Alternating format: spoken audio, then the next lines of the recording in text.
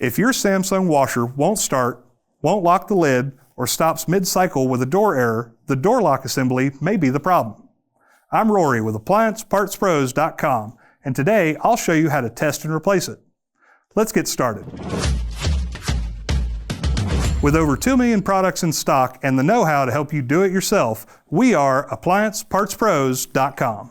Before we begin, disconnect power to the washer by unplugging it or turning the breaker off. Next, shut off both the hot and cold water supply valves and disconnect the inlet hoses from the back of the washer. This helps prevent accidental leaks and gives you more room to work while the washer is open. You'll need a Phillips head screwdriver, a small flat blade screwdriver, some tape, and a multimeter. Remove the screws along the back of the control panel. Release the left and right locking tabs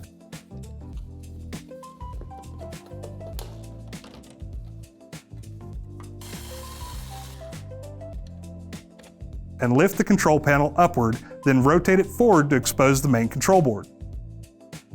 Remove the dial selector knob. Remove the mounting screws securing the board to the console housing and lift it out carefully. Use the small flat blade screwdriver to release the tabs of the control cover and take that off. Go ahead and set your multimeter to read ohms resistance. At CN8, check the read switch using the white wire to the green wire.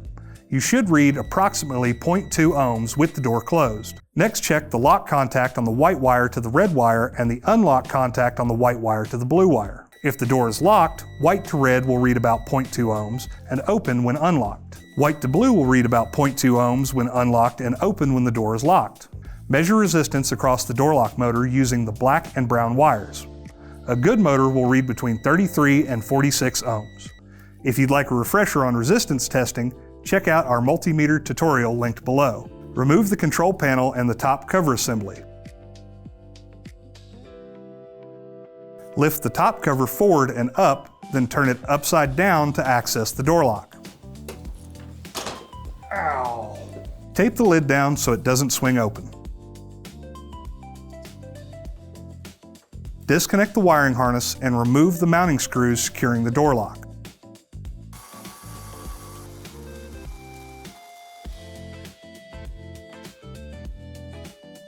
Slide the lock out of position. Here's the old door lock and here's the new one. You can find the correct replacement at AppliancePartsPros.com.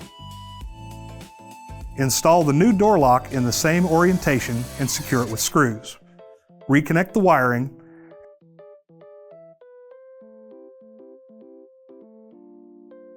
and reinstall the top cover and control panel.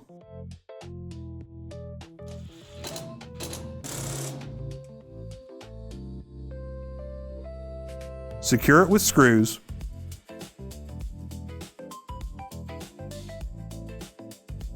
Reinstall the control panel.